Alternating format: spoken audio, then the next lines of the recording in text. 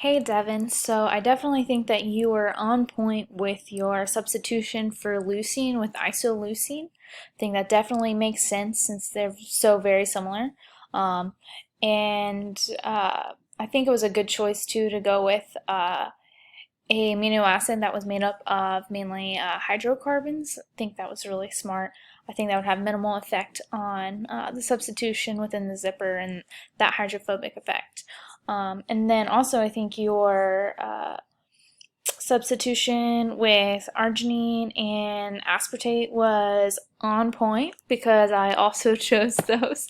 You still have that electrostatic interaction going on between the two, since you have the positive charge on the arginine and the negative charge on the aspartate. So I think that definitely makes sense. So I think you hit the nail on the head.